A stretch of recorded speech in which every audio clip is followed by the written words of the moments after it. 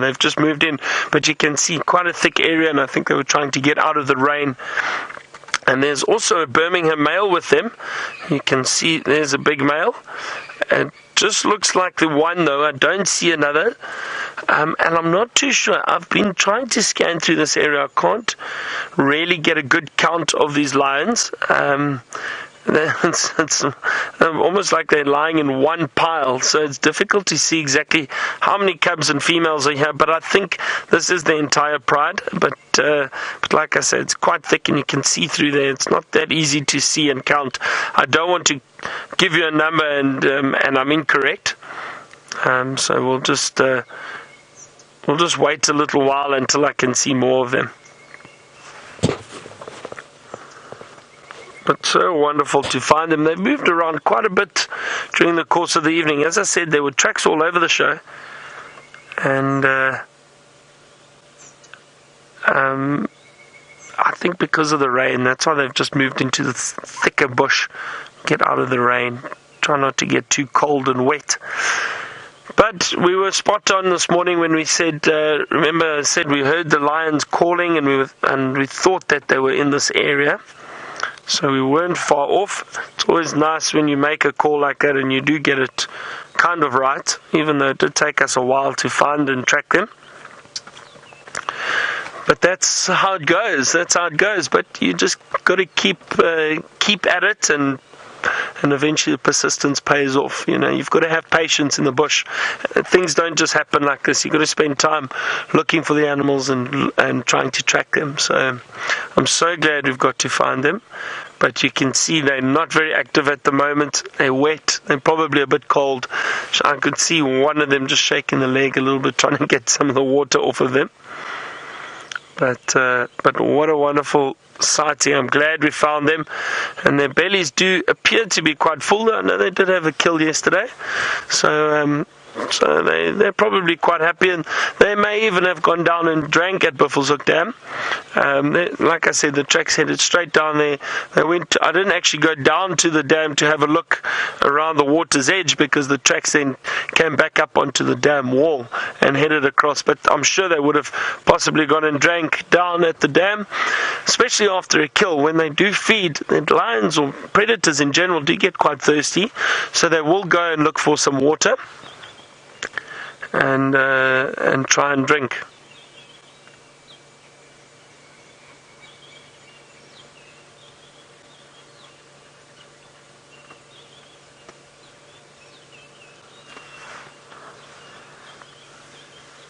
And look at that, just a pile of lions.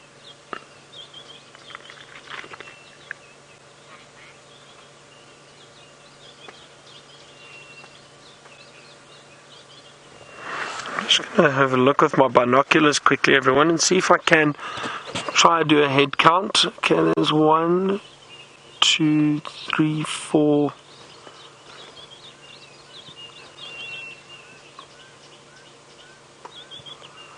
So I can only see 4 females at the moment. 4 females, and then 1, 2, 3, 4. I can only see what looks like 4 cubs at the moment. But again, it's difficult. I can't see what's lying on the other side of the lionesses, so it is a bit tricky. But we'll hang around and we'll see if they do move. Maybe we'll be able to get a better count. While I wait here and sit with these lions for a while, let's head back to Jamie in the tent and see what she's got. Morning, then sitting in, as James describes it, the best office in the world, watching a herd of Nyala feeding right outside our window. I don't think there's many offices in the world that gets to. Oh, there's the bushbuck. They just walk right past in front of the Nyala. Hi. Oh, they're my favourite. Let me duck out of your way. Let me duck out of Gendre's way. Oh, hello, little one. They were here. They were in my Inga's garden this morning. The little female and her baby. We get to know them, or the bushbuck of this area, because there are not that many of them around us. So we get to know them quite well. And I know each and every individual. And bushbuck, I think, are my favourite of the antelope that hang around the camps. Hello, pretty girl. Look at your spots. Such a fluffy creature. All puffed up because it's cold and rainy. That tail. That tail is amazing. Oh, what a wonderful way to spend a day. Nyala outside, lions on the screen with Byron, and of course Brent and his birding goals. Now, Byron mentioned that patience is a virtue when you live in the bush, and exactly the same thing goes for birding. Now, we've had some really interesting, quite fascinating examples of bird behavior. I'd like to show you a clip of one such example. Have a look at this.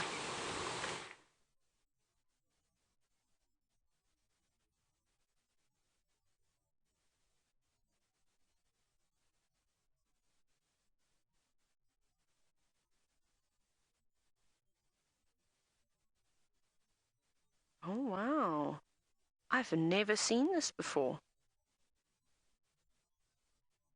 Like I said, this looks very much like a breeding display. Perhaps he was, I'm waiting for you. I've accepted you. Make your next move. You see that? How horrible is that? You don't peck your future wife on the head. That is not very nice. And I've heard that there's a technique that men like to use in courtship is to not pay your female companion too much attention. Oh, look at this. There we go. They're going to mate. Oh, my goodness. Isn't this exciting? That was very... Here we go. He's not interested at all now. Oh, bop on the head. Pecking again. It's very much like how the lions are mating. Hey, Kirsty, you're kind of right there. Look at that. Very aggressive.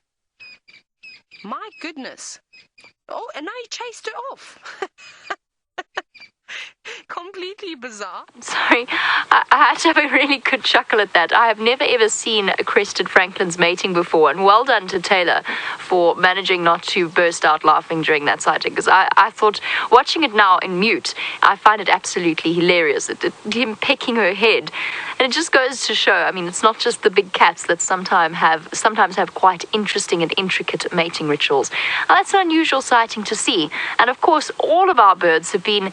Let's put it this way, they've been very busy over the last few weeks, and as a result, we found all kinds of really lovely nest sites. I found a magpie shrike yesterday. Rebecca didn't want it because I think Brent had lions on screen, but I did find a magpie shrike nest yesterday. We've seen roller nests, we've seen, what are those things called? Hornbill nests, we've seen barbet nests. We found all kinds of exciting things out here in the bush. And speaking of exciting things, I wonder what else Brent has found for you in the Mulwati drainage.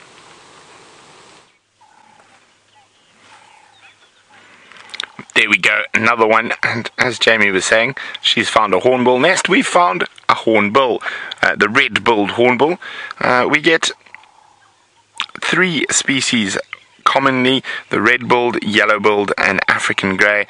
Occasionally we might get trumpeter and crowned passing through, and of course the biggest hornbill of them all, the ground hornbill. We haven't heard them calling this morning. Now we're going to keep going. I'm going actually back. I was down in the Mulwati, but there's a whole lovely little grove of trees up above the Mulwati, and there's a lot of birds calling in there. So we're going to see if we can find them. I have heard one of the birds that I'm very excited to show you, which is a male paradise flycatcher in full breeding plumage, which is quite a sight to behold. It is a long tail. Okay, let's have a look. There's also sounds like orange-breasted bush shrike here, and brown-hooded kingfisher, all in this lovely little riverine thicket here. Now, if we don't get any luck here, we're going to continue along towards Twin Dams. Opposite direction, up Twin Dams towards Spaghetti Junction. And I've got a birding hotspot I'm hoping is going to be firing on all cylinders. So at the moment we're trying for the more difficult species, the skulking species that are around the riverbeds, and we are going to move up into the crests, into the Terminalia and Combretum woodland, and there we're going to go try find things like southern black tits and wood hoopoes. Now sometimes they might be in both, you never know. Oh, it looks like that kingfisher has vacated where I heard him calling from. On the edge of that there, I think it looked like European bee-eater. landing. Indeed, there we go. Another one. European bee-eaters. Now that's a bird I've seen both in Europe and in Africa. Denise had wondered if we had seen any bee-eaters. Well, there we go. So far, only the European. No carmines just yet. Oh, what's that sitting up there? Oh, an African green pigeon. Well done, VM. Keeping us ticking on nicely there. And we heard them calling earlier. To me, they sound like a 1960s or 70s Bond villain computer. And we'll play it for you. The African green pigeon. There we go. Let's put his song on for us.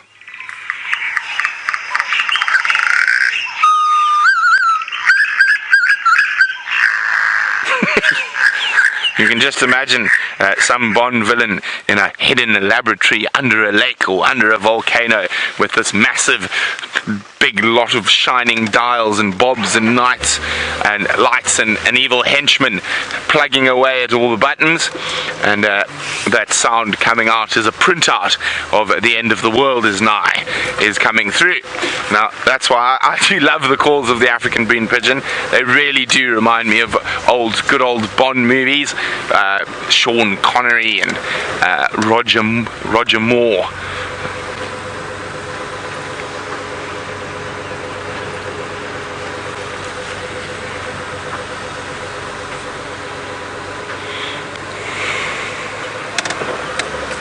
James says he really wants to see a crested barbet today.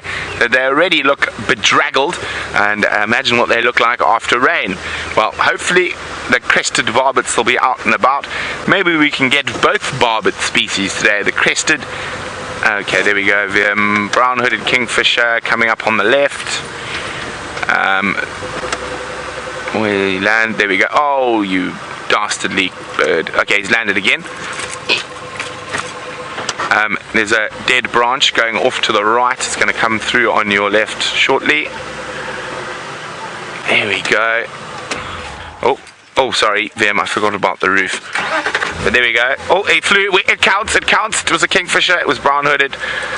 It counts. Sorry about that, Vim. It counts. It is birding big day after all. Okay. Now we need to add kingfisher to the list. Another one, our second kingfisher species of the morning. Hopefully we can add two more in the pygmy and the grey-hooded. Wait. What was it? Brown-hooded. There we go. And the striped, in fact. Save. Now, this roof does make certain birding a little bit challenging, especially if they're high. Oh no, we're not going to get those.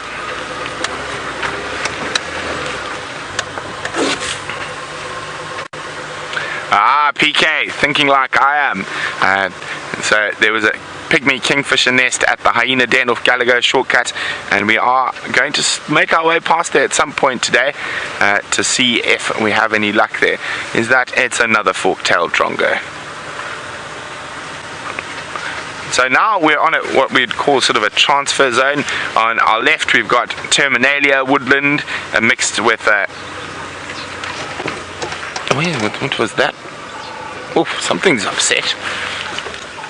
Mixed with Combretum woodland, and on the right we've got worries and big knob thorns. And where's that noise coming from? It's not the noise I heard, but there's a very bedraggled go-away bird, one for the list. Another one of Vim's favourite birds. Vim seems, apart from the Birchall's cuckoo, all Vim's favourite birds seem to be the nauseous birds. What were they? They were go-away birds? Babblers? Babblers are cool, yeah. Babblers? What were your... So we've got two of Vim's favourite birds so far. I can hear that testicular that's been eluding us. Okay, go away bird, tick. Okay, let's have a look. Oh, can you get that little one? Is it too high? It's too high. Oh, he's flown anyway. Let's see where he goes. He's going to come this side. Oh, he's going to land in the Terminalia. Now, and how's that for me talking about being on the edge of two birding zones? And I said we're going to go look for some of the other birds. Okay, there you see him hopping below. There he is. Oh, where's he gone? Well, there's a a greater blue-eared starling, but where's the other bird that's in that tree? There he is on the far left, and a southern black tit. Now, that's one of the ones that... There we go. Oh, no, it's not. It's a starling. Where's the southern black tit? I can hear him. He's in there somewhere. So there's two greater blue-eared starlings, and there's a very noisy southern black tit. But where is he? There he is. Okay, zoom him.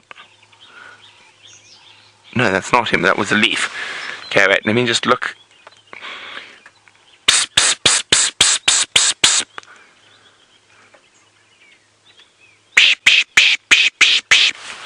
Well, we've got the starling. Mustn't forget to add the greater blue-eared starling while we try and spot the...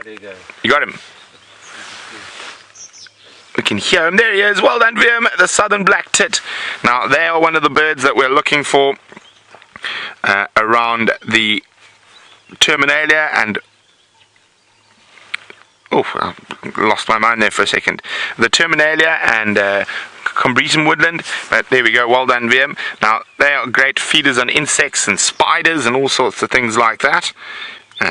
Tit. There we go. No, and we want T for tit. There we go. Southern black tit. Ooh, I'm too nervous to see how many we are on.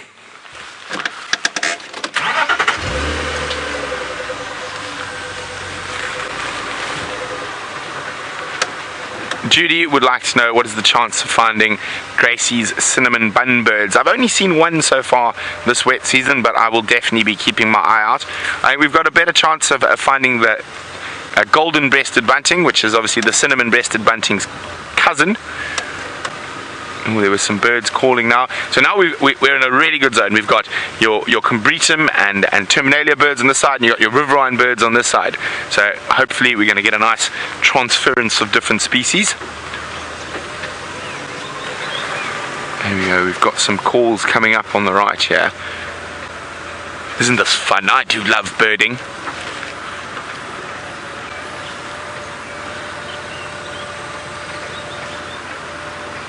I've been trying to think, because Viam's been telling us what his favourite birds are. What have you got, Viam? It's the Cape Turtle Doves again. So I've been racking my brain to try and figure out what's one of my favourite birds in this area. I think it has to be an emerald spotted wood dove is one of my favourites. I love their call. Hopefully we will see one today. Ooh, bushrat calling.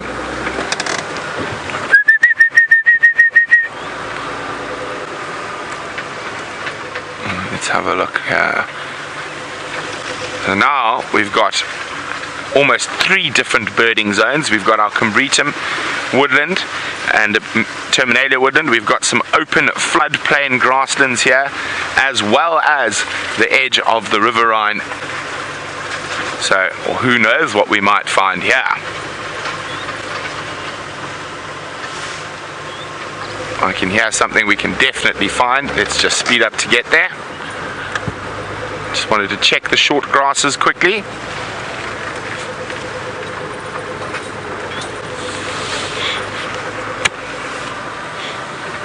Okay, Vim, we can hear it. There, okay, we're nearly there.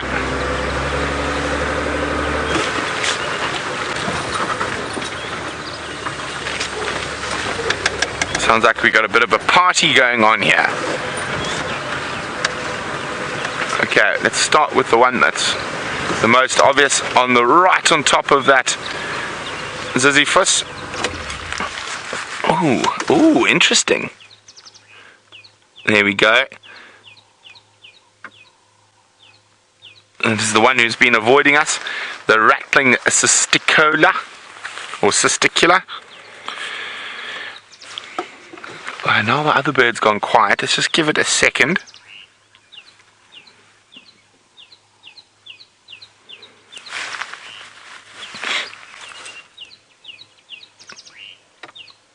it seems like the other birds have moved off. So while I tick the sister killer off our list, the rattling one, of course, singing, red-faced, lazy, croaking, wailing, grey-backed. No, we're looking for the rattling. There it is, rattling. Tick. We're going to go in search of more birds. I don't know what we are, and I'm too nervous to look, because I feel like after a slow start, we're building some decent momentum. So I'm going to start heading towards some of my favourite birding spots on Djuma. While we do that, let's see what the Nkuhumas are up to. So the Nkuhumas aren't up to much, actually. They're still lying down and resting, and I think it's got something to do with the weather. They're wet. It's a bit cold at the moment because of the rain. So they literally have not moved. Fast asleep and resting. And again, I think because of they're moving around a lot during the course of the evening, and in the rain, they probably decided it's time to rest now. Still very happy that we found them, and I wonder what happened to the other male and the female, because I do think, again, as I was saying, it's difficult to see, but I think there are only 4 females here at the moment, the 4 adult females and the 1 male. So I wonder if the other male and one of the females have headed off. Perhaps he was trying to mate with her, who knows, I'm not too sure. I know yesterday when Brent was there, the one male was trying to keep the one female away from the pride a little bit, and he was kind of ushering her away. So that could possibly be the reason why they're not around here.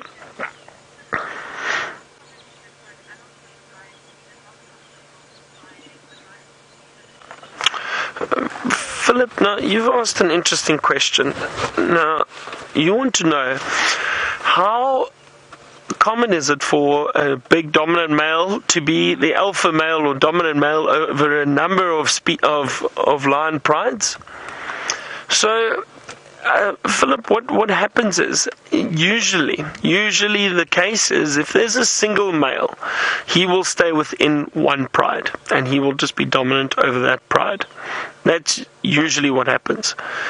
In this area, in this part of Kruger that we are in, and most parts around Kruger, we seem to be seeing coalitions of males.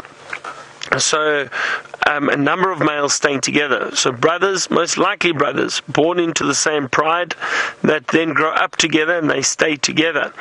Those males, because they are a coalition, and at the moment, the Birmingham males, for example, they're 4 brothers.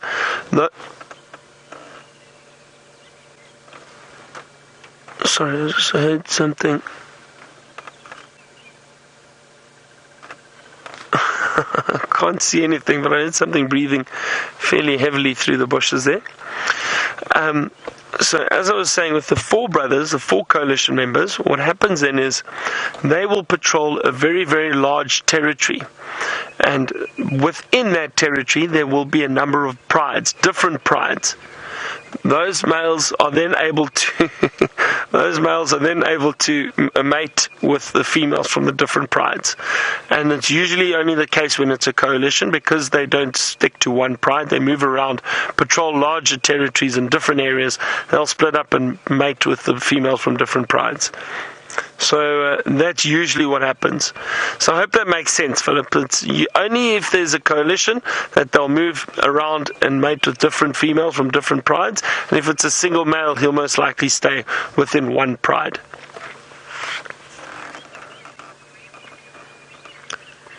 Alright, so I think what we're going to do is we're going to move out of this area now and leave these lions. They're resting. We can possibly try follow up later today again at some point, but I'm glad we found them. At least we know where they are. So I think we're going to try and get out of here, and while I do that, let's head back to Brent, who's doing very well with his bird list. Now, oh, come on, jump up again, out into the open there. Coming up. Look, there we go, brown crown chagra is going to pop out into the open. Come on. It's using the leaves to bath. There we go, a brown crowned chagra. Look at him bathing in the leaves. getting all the moisture off there. Isn't that incredible? A little bit to the left. There he is. Oh, and off he goes. Brown crown chagra. That's a nice one for the list. And we've got another one that's calling right next to us. Let me just move forward a little bit. And it's one of our migrants that's arrived recently. Where's he gone now? I can hear him. Chuk chuk. Don't tell me he's gone high. Don't go high. Stay low. You got him, Vim?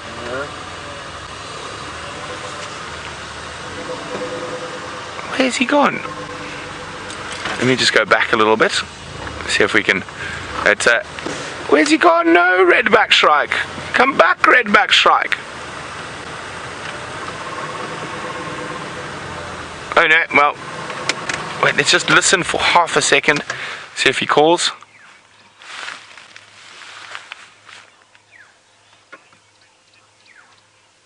No, it sounds like he's moved on a bit. Okay, well, we'll keep looking for another redback shrike, and let's go see what Jamie's up to in the tent. All in all, it has been a fantastic birding morning for Brent. And as Jean-Andre pointed out to me very nicely after we went off air, we actually can't show you the sounds of the birds because we don't have the microphone set up. So I said that we'd try and help with the sounds of the different birds. Unfortunately, that's not going to happen this morning. But the prevailing sound that is coming through is the woodland kingfisher that is calling constantly. Now, I always think of the woodland kingfisher when they come back, when they migrate back to South Africa. I kind of think of them as, you know, that person at a party that just speaks very loudly, kind of speaks over everybody else. So the other birds are talking, but all the while the sort of the conversation of the morning is dominated by chick chirr, chick chirr. I don't know if there's so many of them or if they're just particularly loud. But they do seem to dominate the sounds of summer. It's particularly prevalent, and of course it's a sound, therefore, that we always associate with the return of summer. Speaking of the return of the woodland kingfisher, we have a clip prepared of the very first sighting of the woodland kingfisher. Let's have a look. Oh yes, here it is. Eggsy, are you ready? Are you ready, Eggsy? Now, where did it go? Don't fly again. Oh, there you go, boom, there it is. Woodlands kingfisher. There we go. Definitely worth taking a few seconds on our way to the lines to have a look at the exquisite woodlands kingfisher. Now, I'm hoping he jumps out into the light so you can see that electric blue color that is on him.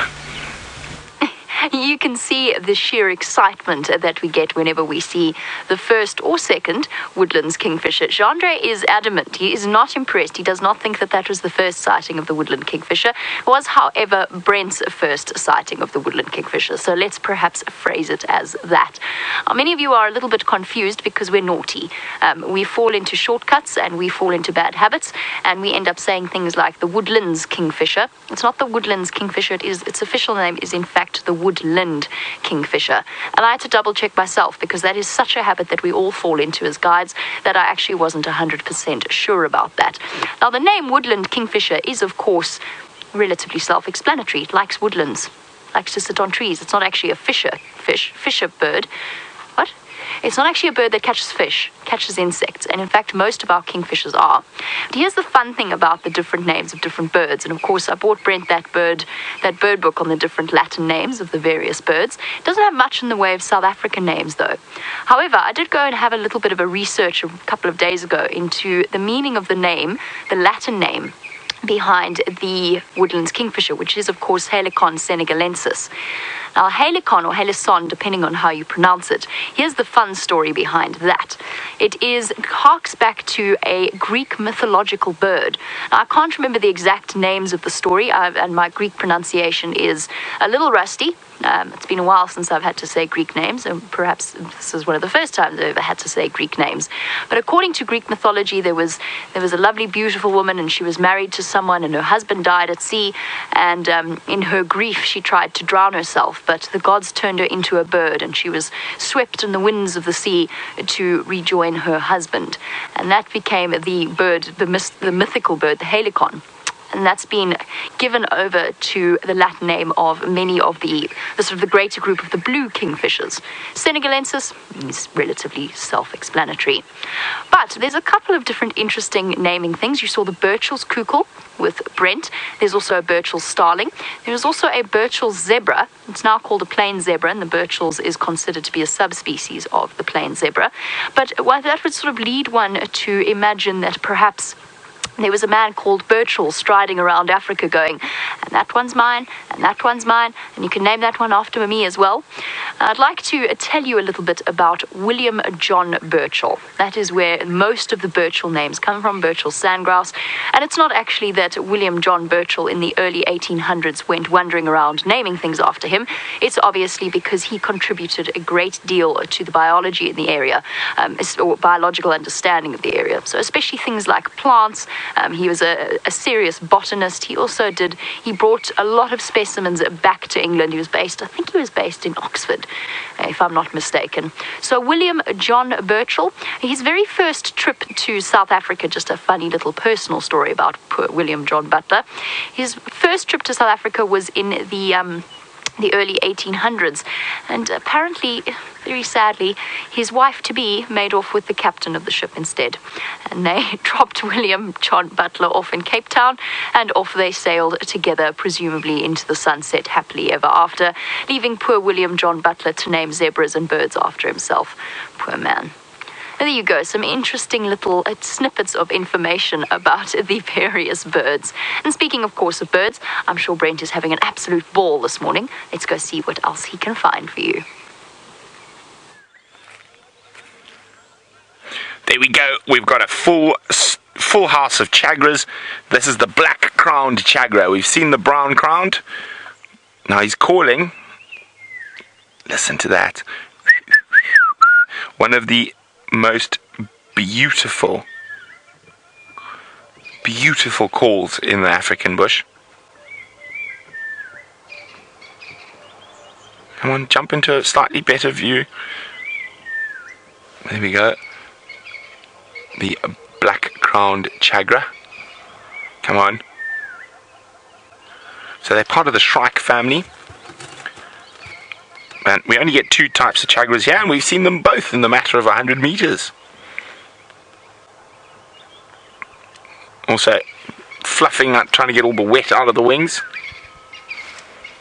That's just such a stunning call. There you go. Mine's not nearly as good, of course. Okay, well, it doesn't look like he's going to pop down. He's sitting up there, drying himself, calling away. Oh, I haven't looked at how many we've got on our list yet, but it's getting good. It's after that slow start. Oh, what have we got there, VM? Please be a yellow-billed hornbill. We've got the red-billed. For a few more different species. I'm really hoping we get the first European golden oriole of the year. I've seen a couple flash past, but we haven't managed to get them on camera. Of course, black-headed oriole as well. And what else? Red-headed weaver, apalises, brew shrike, puffback shrike. There's so many more birds still to look for. Now, we're about to come out below Inga's house onto the open areas that lead up towards the Djuma Dam Camp, and we're looking there. We might get some Burchell starling, definitely going to get some buffalo weavers, and hopefully if there's any antelope around we might get some oxpeckers on them.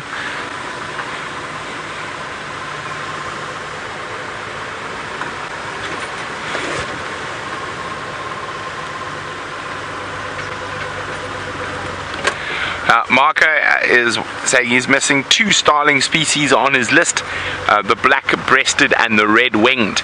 Are they common here? Marco, we get neither of those here, unfortunately. Red-wings are generally around rocky outcrops, and the black-bellied occurs further to the north of us. So, unfortunately, those are not ones to keep on your Djuma list. Okay, here we go. We're heading out to the open. Maybe we might get an Natal Franklin as well. And another two species we're going to look for as we move away from the Moati River in the Franklin front is, of course, the koki and the shellies. And around one of my favorite birding hotspots is one of the only places I see Swanson's spurfowl here as well.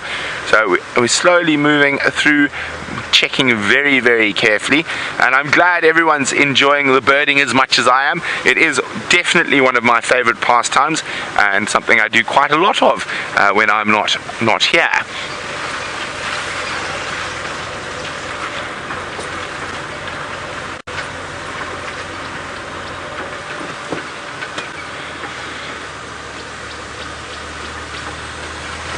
Hello, Soraya. Soraya is wondering, are hummingbirds indigenous to Africa, and is there any chance of seeing them on Djuma? Soraya, they are not. They're indigenous to the Americas. Our equivalent would be sunbirds, and I have been looking out for sunbirds. It's not the best day for sunbirds. They prefer a little bit better weather, but you never know, we might find one. Now, here we go. And I thought I heard the squawk of a Natal Franklin somewhere in here.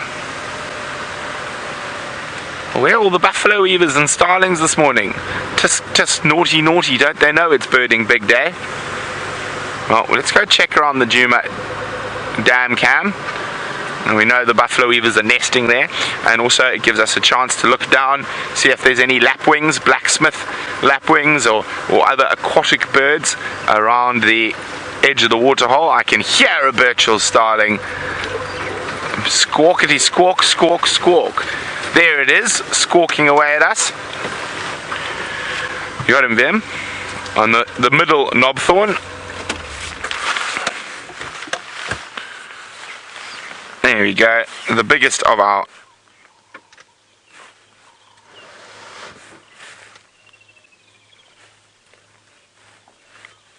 starling species, the Birchall starling. Just listening carefully to see what else we might hear, to give us a hint on where we should go next. Birchall starling, yay, add it to the list. Okay, I'm quite sure we're hopefully going to get one or two more species as we approach up here. Now, where are all the buffalo weavers? They are normally en masse in this area.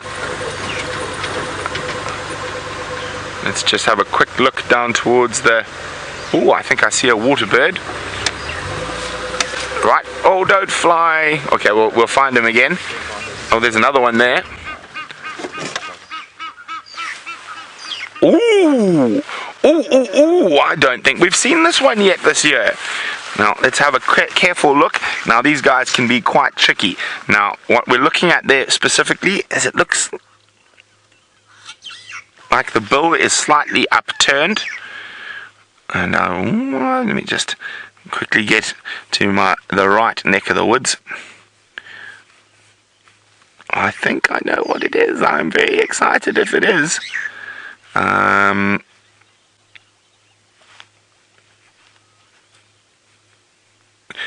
of course, I'm a little bit rusty with my water birds. I haven't seen them in so long, and I'm very excited to confirm it is exactly what I thought it is. And this is the first one of the season. It is a common green shank with an itchy ear. Now that's the call, and that is another tick for us today. Common green shank. That is a really good one. That is the first one of the year so far. Yay! Now, I also saw what looked to be a wood or common, or probably a wood sandpiper. I'm going to have a look now. And he was near the hippopotamus. Let's go a bit wider. We don't want him to fly off at a rate of knots. They're very fast flyers. You got him through the gap there. Okay, now it is indeed a wood sandpiper, and I can tell that from its, when he pops his head up. And so the two you can get. Oh, actually, I'm not sure. Wait, no, Yes, it is. So he's got a far more prominent sort of eye stripe, and he's got those dull yellow legs that gives him away. The other one you can get confused with is a green sandpiper. That is a wood sandpiper. We have seen a couple of them already this year, but great as always to get them here again. And there we go, add on wood sandpiper, looking for little invertebrates. Aha! Now this is going to be a challenge, Vim. We're going to try get the buffalo weaver. Can you show me how far you can go? So I know, oh dear, that's not good, is it, Vim? I can hear the buffalo weaver. We just can't see the buffalo weaver because it's above the roof. I'm just hoping there was going to be one on the ground somewhere. Okay, we're going to have to move on. I don't think we're going to be able to get.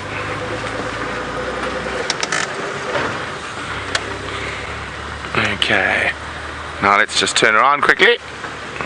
Maybe we get a different angle from here. Now James is saying, why are trumpeter hornbills so rarely seen in this area? Are they outcompeted by the other hornbill species?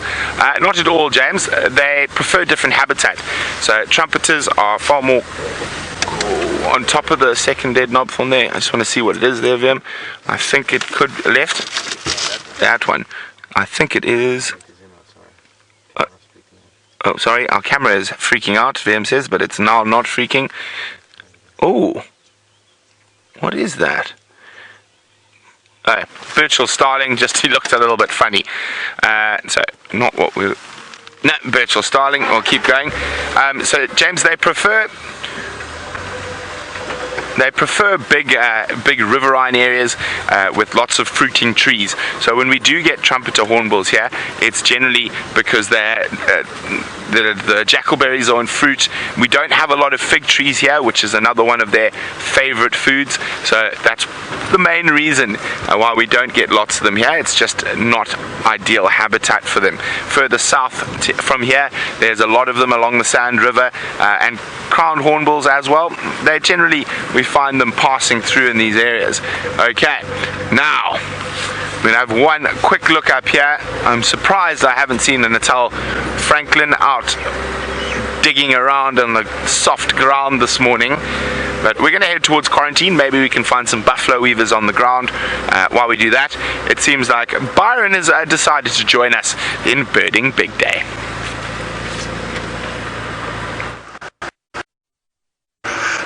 To join, it manages to fly off just before you can link to us. Hang on, what are those? Just give me a second and we'll just have a look.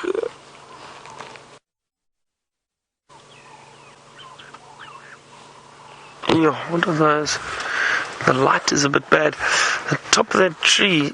Now there's covers in the way too.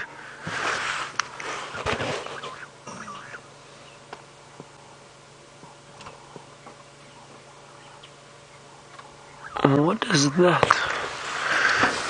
Let me try reverse quickly, everyone. Can't see, my eyes are so bad. We did have the Cape Turtle Dove framed up. Unfortunately, it flew off. We've had we had the Aramark Babblers. We had a African cuckoo, but I suppose it doesn't count unless we show it to you on camera. Oh, now that little bird that I saw has flown off just when I got a better angle.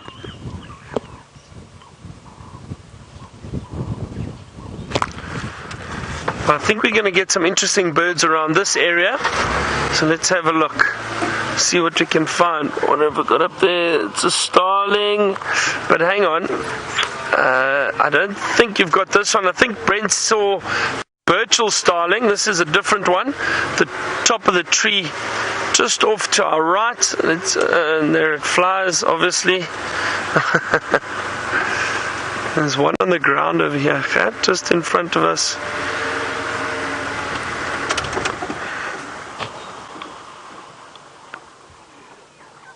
There we go. That's a Cape Glossy starling.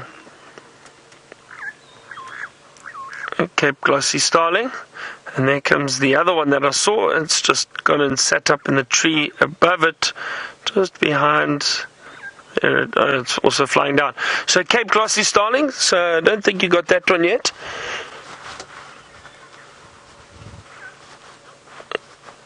So here we go. That's nice.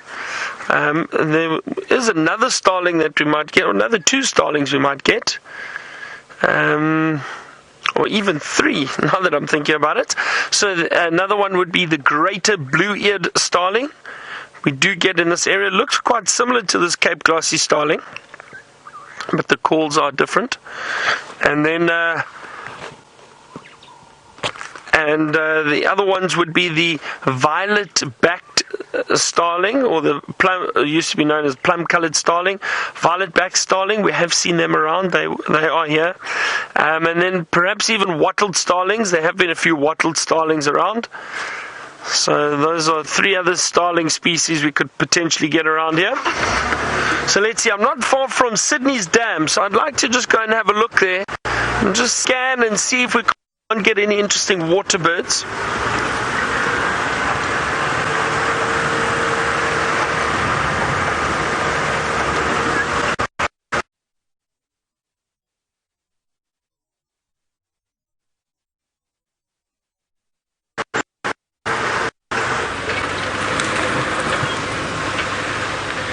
Okay, we are heading towards one of my favorite birding areas. Hopefully we're going to get some of our mixed woodland species. So what we call this woodland that we're moving into at the moment is broadleafed woodland. We should get things like magpie shrikes and hopefully a European roller, first one of the year, the orioles, black-headed, and European golden. So we're heading up Vertilla Access now and keeping our eyes peeled. Maybe a crested barbet. Now we're listening carefully, because quite often to find the best bird parties. Now a bird party is a group of birds that travel together but are feeding on different things. So by traveling in a group, the more eyes to see potential predators, but they're not competing for food resource. So quite interesting when you find those nice big bird parties.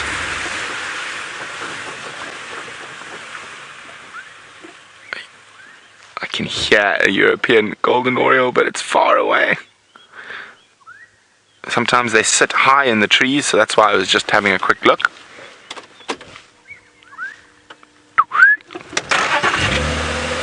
A liquid chortle, not quite as liquidly and chortly as the black-headed oriole. Another one that migrates from the south of France, Spain, Portugal, to spend its summers here when it starts getting chilly. When the Mistral starts coming across the Pyrenees, it's time for the birds who like the warm weather to get out.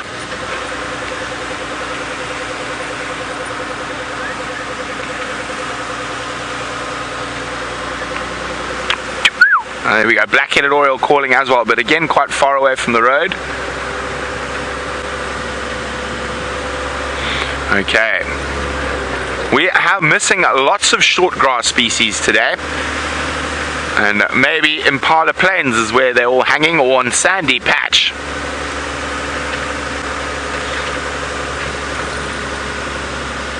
Okay, we're going to keep going, and I'm still heading to my favorite hot spot for the broad-leafed woodland bird species while we do that. Let's see, Byron has back with some birds.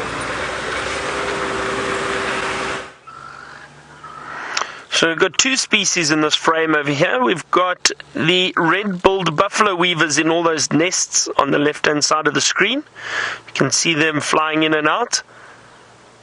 A lot of red-billed buffalo weavers.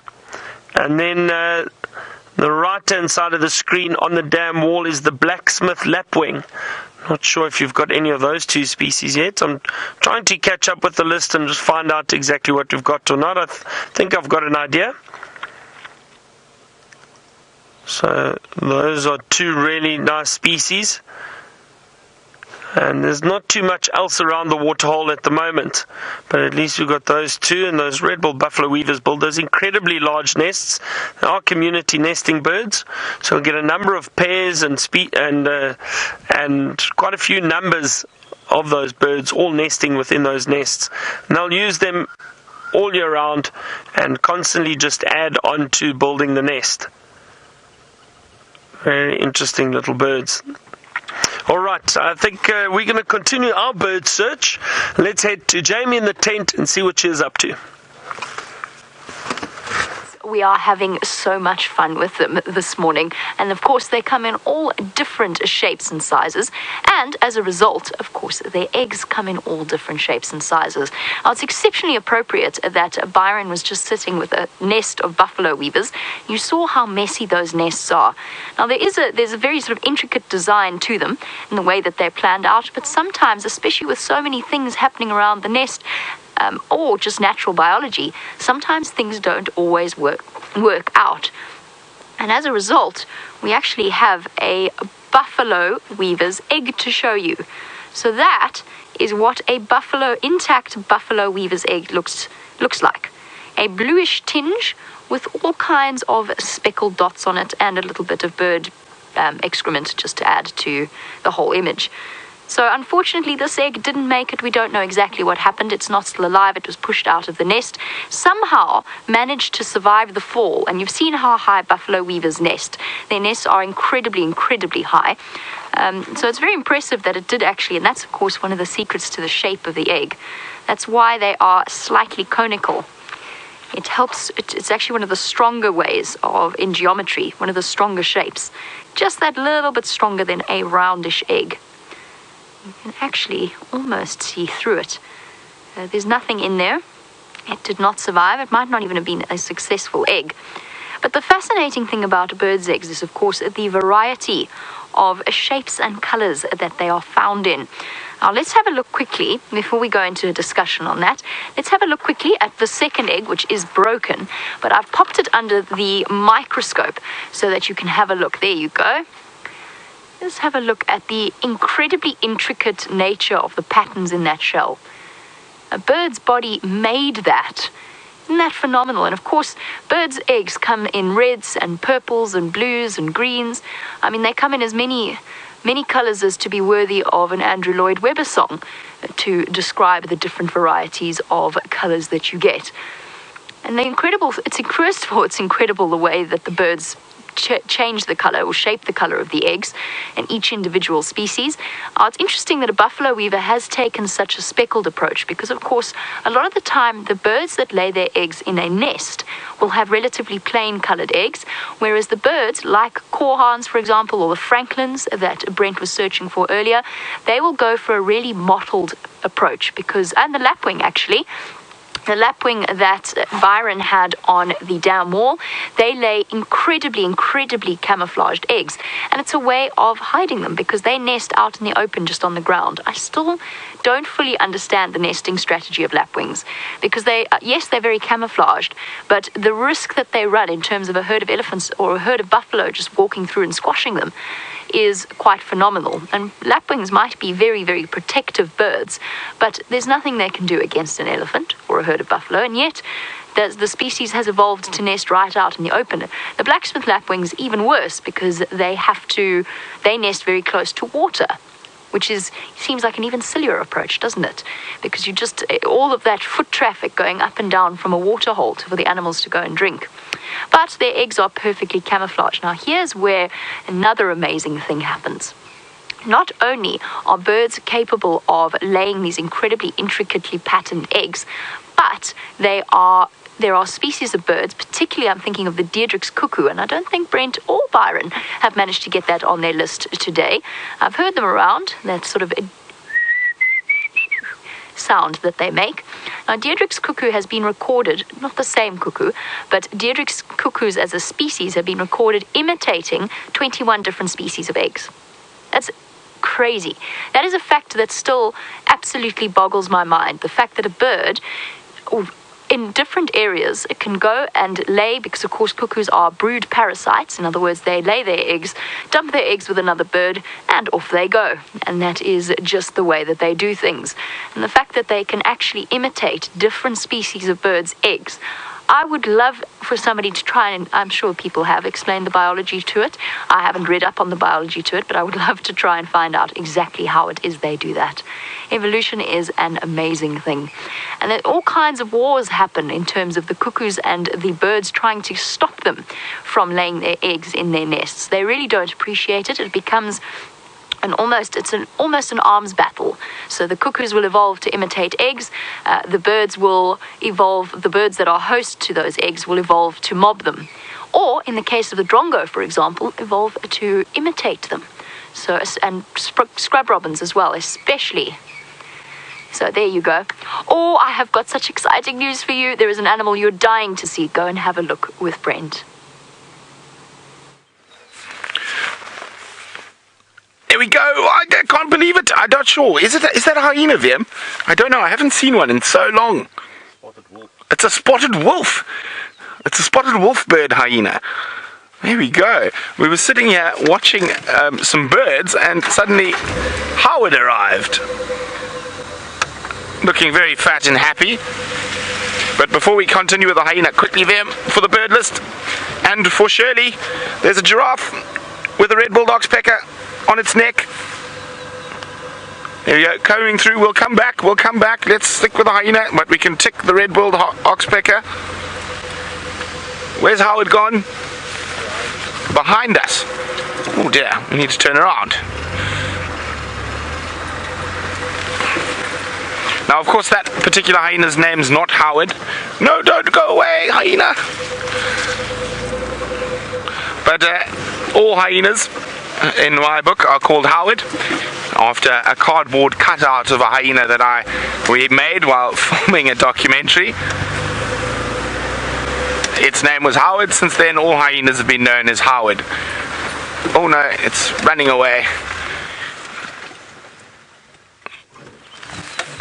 There we go. That's the first spotted hyena I've seen in yonks.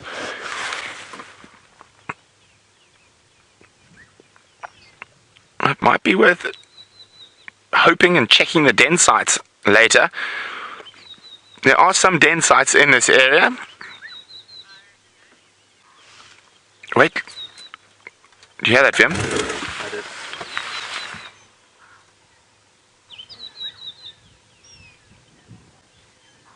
Okay, I think there's a leopard there as well. There's some impala alarming, so while we rush towards that area, let's go across to Byron, who's got some more birds.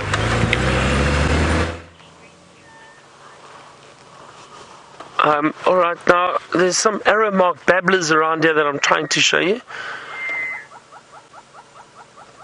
There's an interesting bird calling here, and I don't know that call actually, but I can't see the bird. See if these arrow marked babblers are still sitting around. First, they are straight through there. You can still just see them. They're fluttering about. Every now and then they'll jump through the trees. So have a look around there. There's one straight ahead. There we go. Arrow marked babbler. Hiding, but we can see him.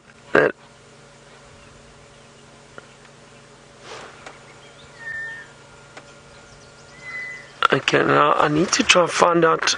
Okay, let's leave that. I'm just going to change my position a little bit. See what this strange call is. I don't know it.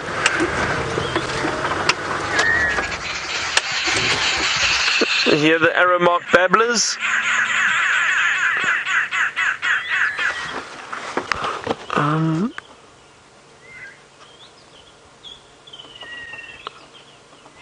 Trying to scan this tree very, very carefully.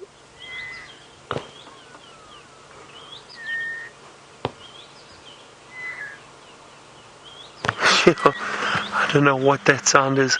Now, I did see a southern white-crowned shrike fly into that tree. Now, I wonder if it's not that making that sound. Let's quickly have a look. Can you hear that sound? I'm sure you might be able to hear it.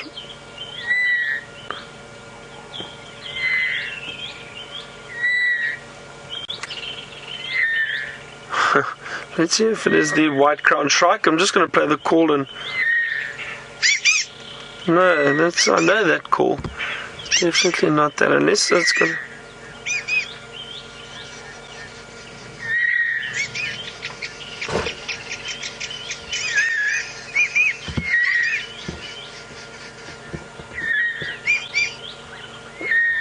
Oh my word, I'm stumped, everyone. I have no idea what's calling. But the problem is I can't see it. And now I'm so curious. I need to try and find this. Such a strange sound.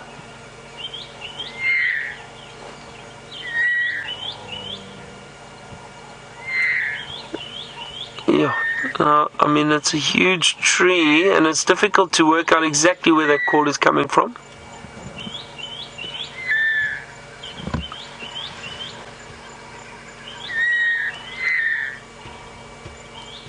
You can't see anything, eh, Gert?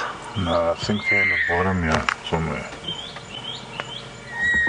Yeah, they might be in the thicket.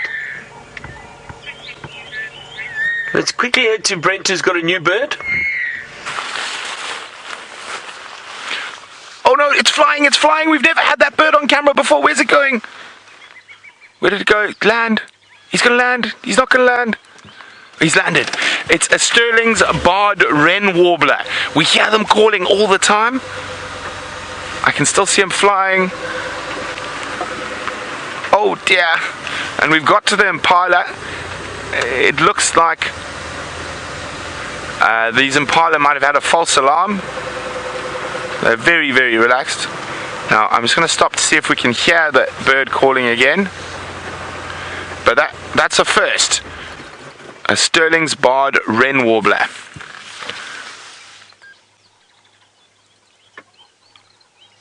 Oh, there he goes. Oh, darn it. I don't know. Does that count? I don't know. What do you think, Vim? We did see him. We did see him. Sitting and then flying off. I think it counts. It counts. There we go. Final Control says it counts. Now, that is a first. We've never got one on camera before. There we go. Wren warbler. I'll show you a picture of him. He wasn't quite looking this pretty because he was quite damp this morning. But there we go. The Sterling's barred wren warbler. We hear them calling often. Oh.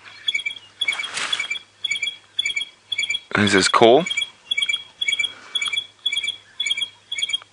Beautiful little bird. And tick. Okay, let's keep going. Now these impala look like they... Oh wait, before we move on.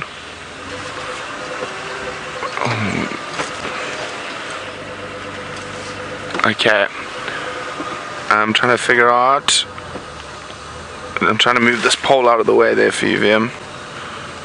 Where are they gone now? A little bit further. They've flown off. There was some flycatchers there. Anna Marie's wondering, where have all the raptors gone? Well, Anna Marie, a lot of the raptors, unless there's a lot of termites around, are not very happy in this weather.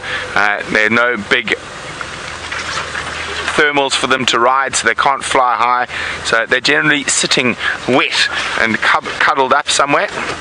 Okay, sorry, Rexon's just calling me. Standing by, Rex. Now, I think those impala alarm calls might have been in Buffelshoek. Rex, I'm on Aubrey's Road. There was impala alarming, but it sounds like they were north of the boundary around the Buffelshoek sign.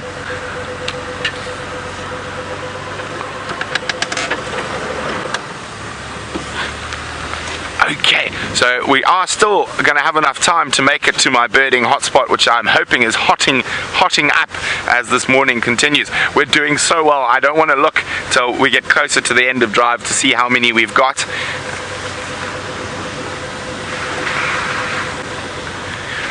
Now, quite an interesting question from Jay. Do we have any flamingos in Kruger? Jay, indeed, we do very occasionally, and at this time of the year. I've even seen a flamingo in the Sabi Sands, but that is a lost flamingo. They don't normally come here, but in certain of the big pans, especially in Kruger and along up near the Limpopo River, you do get flamingos. So you never know, maybe this year is the year when another random flamingo arrives at Buffelshoek Waterhole. Okay, so this is the area where there's Impala alarm calling. They weren't alarm calling too seriously, but you never know, it's always worth a check, and I had planned to come through here birding anyhow. So we're going to keep birding while we move through here. I can see the Impala, they're all looking relaxed, so maybe they had a false alarm. Okay.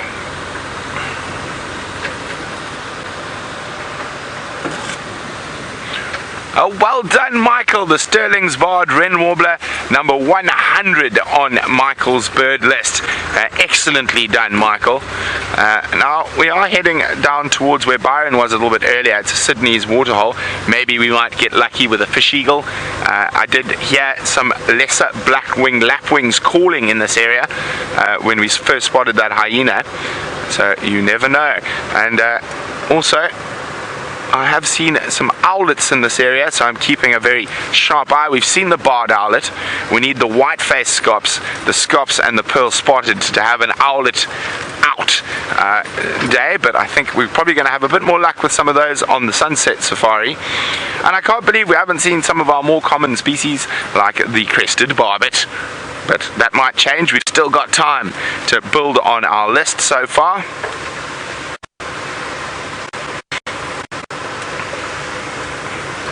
Oh, Joya has got an interesting question. How many species of owl are there in Africa? A lot. In Africa, I mentioned those owlets, barred, pearl spotted, white-faced scops, and then Verreaux's eagle owl, spotted eagle owl, Cape eagle owl, grass owl, wood owl, barn owl. 10, I might be missing one. Oh, is it what I think it is? Oh, it's flying. Darn it. Where are you going to go? Come closer to us, come closer to us. Little blue-grey flycatchers, but they are not sitting. Where did they go? I'm just listening. I heard a golden-breasted bunting calling. I'm just trying to see if that spot of yellow sticks out to me. Nope. Let's continue on. Now, my eyes keep getting drawn to these things, and it's all the dung beetles flying around that are making me, as I pick up the movement, I think, oh, is it a bird? But no, it is an insect. Now, they're going to be very, very happy in this weather, and you'll probably find quite a lot of them will be hatching today. So we can look forward to a dung beetle population explosion. And we haven't even seen magpie shrikes yet either. This is normally a good area for them.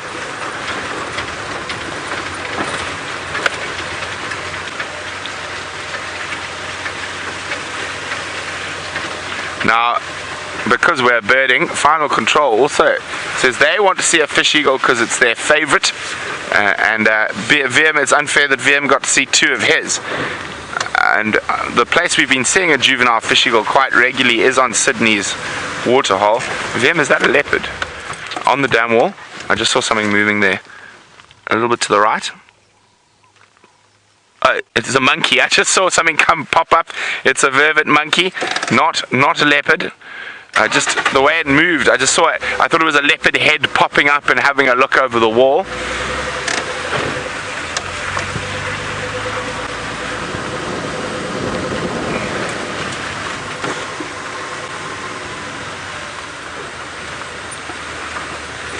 Okay, so apparently you have checked Sydney's dam with Byron already, and we got buffalo weavers and a crowned lapwing. Well, from our rusty list, buffalo weavers are missing, and so are crowned lapwings. Now let's have a look. What are we looking at? Oh, no fish eagle today, Vim. Dag and nabbit. I can hear a sunbird. Got it? Oh, what is that? land. Babblers. Vim's got another one of his favourite control. The arrow marked babbler.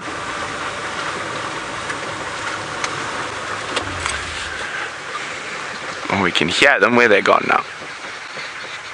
Opposite us, Vim. Here we go. Another one of Vim's favourites, the arrow marked babbler. It seems like the birding gods are smiling upon Vim. There we go. Babbling away.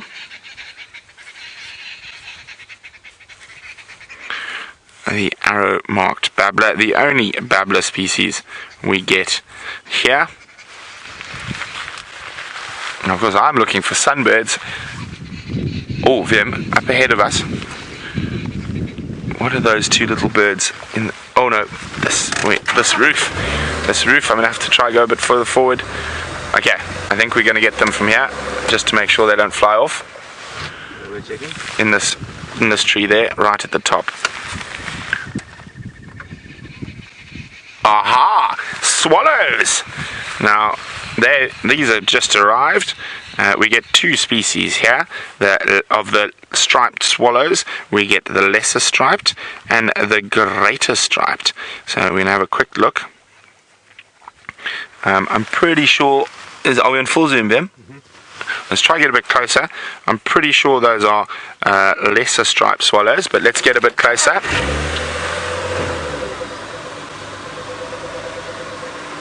Mind Warp was hoping to see lesser striped swallows. Well, I'm pretty sure they are the lesser striped swallows. And we're going to have a closer look now. And of course they are lesser striped swallows. So yay, another one for the list. Okay, let's go. One's flown off. Let's just try. Oh, this roof, Vim, this roof is punishing us. Think you're going to get them from there? Yes. Here we go. Lesser striped swallows, a pair of them. Now, they build the most incredible mud nests, and they return every year to utilize those same nests.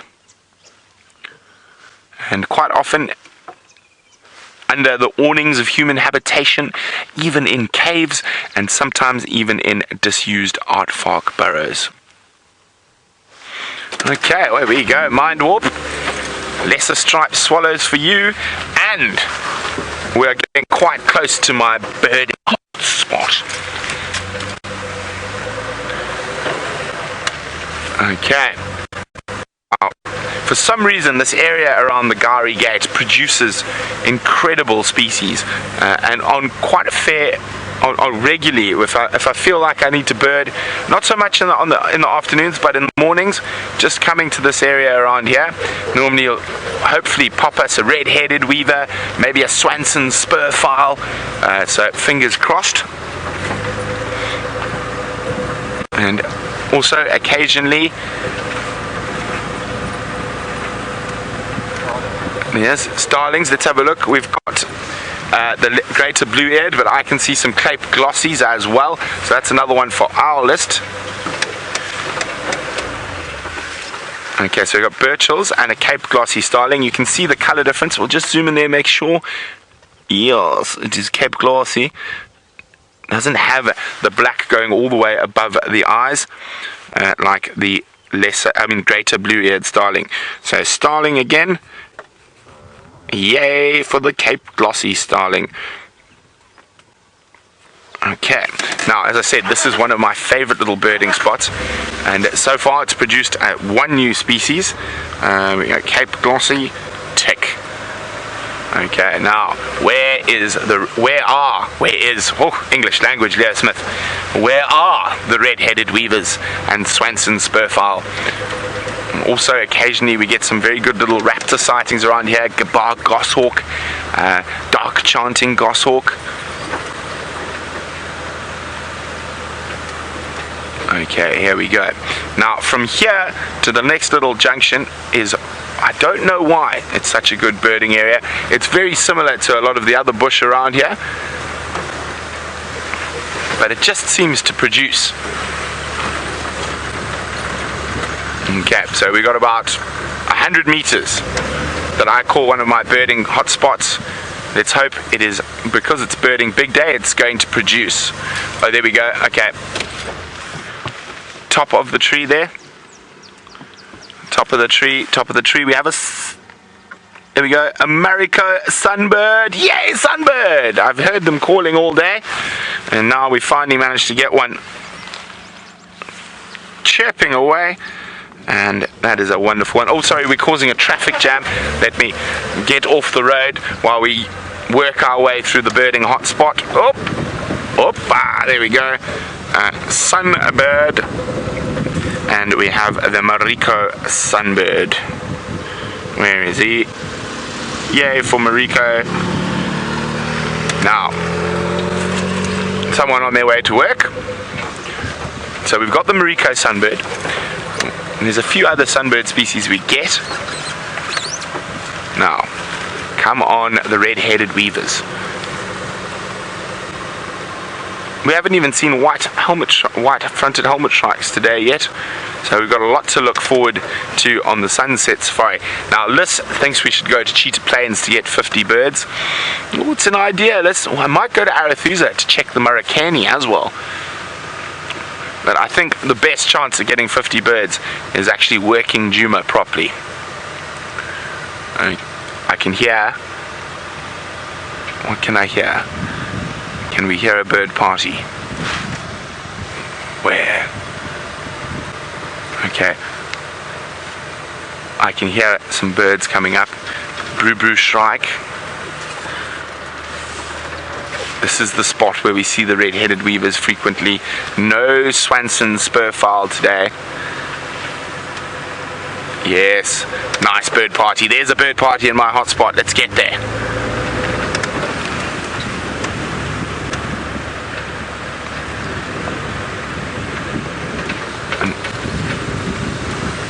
Okay, here we go. I can hear the brew shrike. It sounds like an old telephone. What do we got there, Vim? You got it? There. Oh, listen to the hyena calling as well. It's the lesser spotted wolf bird. Ooh. Oh, there it goes. Oh, I'm afraid we can't ID that. I didn't get a chance. But I don't know if you guys can hear the lesser spotted wolf bird calling in the distance. Heading back to the north. Turtle Trekking said lesser spotted wolfbird was a new bird for their list. Okay, well, I'm going to move up here. I'm going to go very slowly. I'm going to see if I can coax some birds out of the bush while we do that. Jamie has been waiting patiently to talk to you from the tent. I've been waiting patiently to talk to you from the tent. Now I'm talking. Well, I'm talking through the medium of the skull.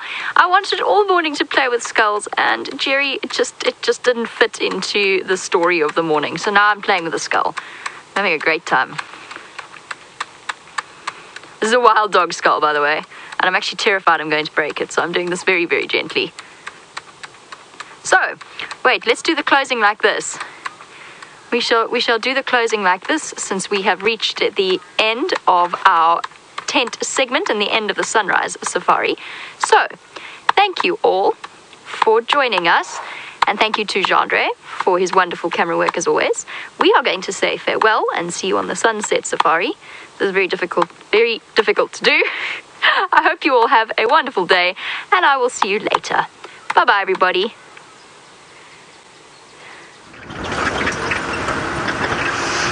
So those birds that I heard calling earlier that I said I've never heard before, what they were they were two young grey-headed bush shrikes.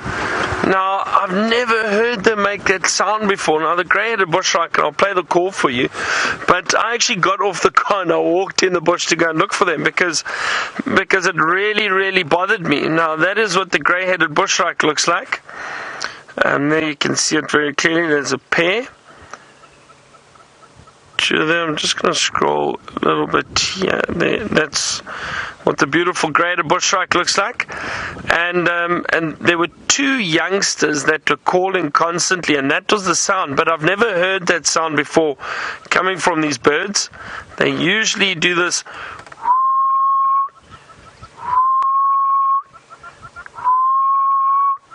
That's the sound that they normally make. But it was 100% 2 young grey-headed bushrikes, 2 juveniles. And the reason they were calling, I think they were looking for the adult, and the adult was actually on the other side of the road and eventually flew across and met up, and they flew and disappeared in through the thicket. Now, they're difficult to see, these little birds. They do prefer moving through dense bush and dense thickets. So I'm glad I found out what it was, because it was really bothering me. But it was 2 juvenile grey-headed bushrikes, which is very interesting. I'm going to carry on having a look around here for any other birds. I heard a hoopoe calling, but can't seem to find it just yet. And let's see, Brent's got some other new birds he'd like to show you. There we go, the crested barbet. I know many were looking for a bedraggled crested barbet. It is quite far away in the distance, but nevertheless, it is another tick for birding big day. Preening himself, sitting up high. Oh, Vim. Straight over. It was James down on the ground, sorry. Oh no, there you got another one. Oh, go there. There we go, a little blue-grey flycatcher. Oh no, I apologize, it's not a blue. It is a blue-grey, it just looks funny in the rain. Just from the size, that is a little blue-grey flycatcher.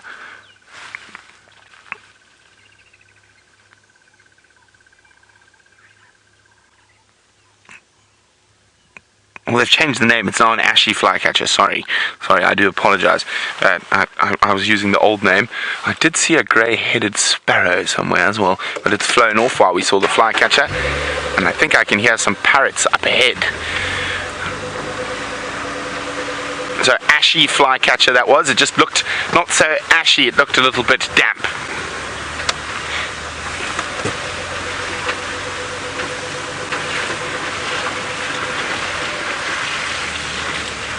Now we're looking carefully. Don Juan says he heard birds have different alarm calls for different threats. Do mammals also? Yes, they do, but for most human beings, it's near impossible to tell the difference. I've worked with some amazing trackers out in the bush. One in particular, who could tell the difference between squirrel alarm calls, whether it was alarming at a bird of prey, or a leopard, or a snake.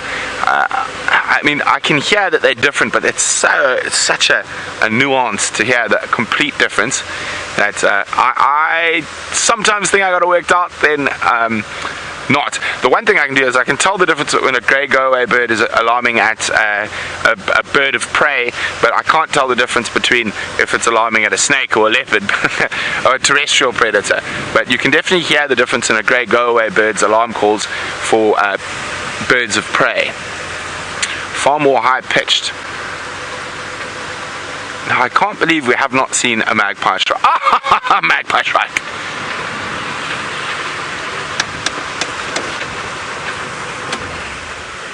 Here we go, magpie strike, one of our more common ones that we've been missing. Normally very vocal. They haven't been so vocal. We've heard them a few times this morning, but this is the first time we are seeing them. Well, the redback shrike got away, the magpie did not. Oh, it looks like there's some more rain on its way. You can see there, look behind there, you see it coming. Oh, good thing we've got a roof on. Does make birding tricky. But now we're going out to the short grass plains. Quickly across to Byron, who's got another bird. And a beautiful emerald spotted wood dove. And look at that emerald coloration on the wings, everyone. You can see it just with a bit of light hitting it. Oh, that's lovely. The emerald spotted wood dove.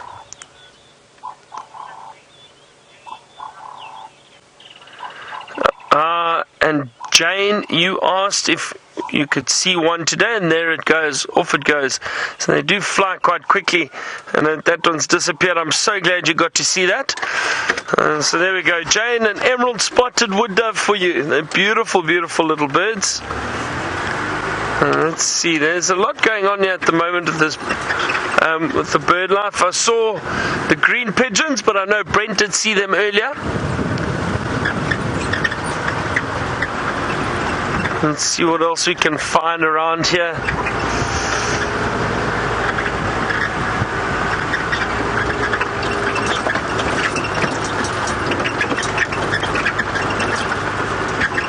Fuzzman Sparkles, I can actually hear a laughing dove behind us somewhere, but I can't find it. It was calling a little bit further in through the thicket. I could hear a laughing dove, and we do see them quite regularly on drive. And then a red-eyed dove. We do get them occasionally. You do see them. You just need to look a lot harder. Helps if you know the call and listen out for the call.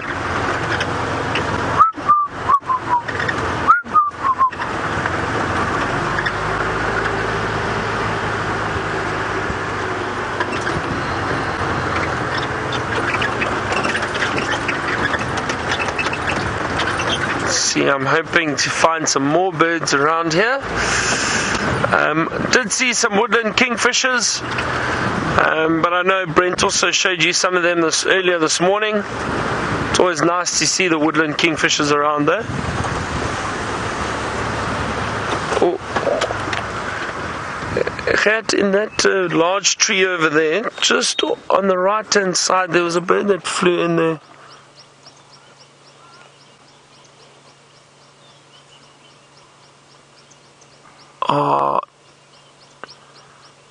We need to try get that one. It is in there. So there, you see it fluttering around. Yeah, it's a cuckoo, everybody. But it's probably a little too far for us to get to the camera. Hold on. Let's quickly see if we can get this cuckoo.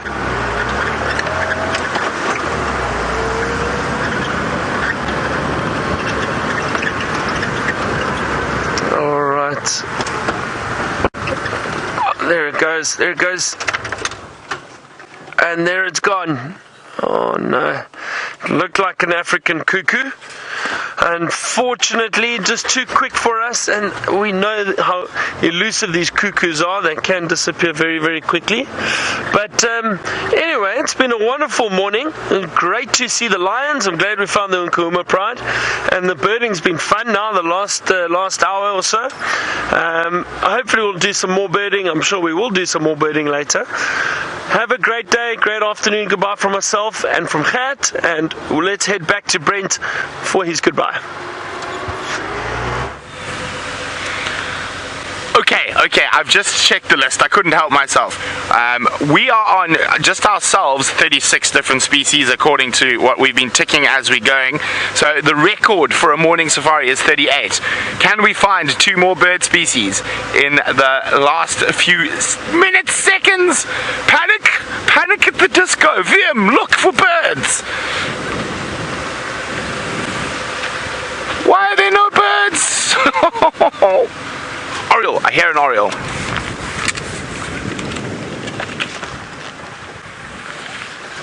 One minute and 5 seconds.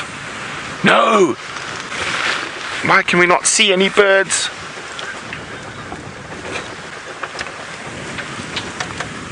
We're gonna have to bird to the very end today.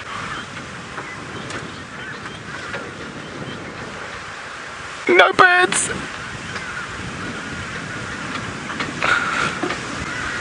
Millie in Cleveland says, have I ever seen a partridge in a pear tree? No, but I have seen a partridge in a mapani tree. 30 seconds. I don't think we're going to break the 38, but I think we're in a good stead to get to the 50 over 2 drives, and I'm very excited for the sunset safari. It is birding big day. Hopefully we have lots of orioles, maybe some raptors if it's a bit warmer. Hopefully we don't need the roof, because that has cost us 3 or 4 species. But for now, from Vim and myself and birding big day, goodbye!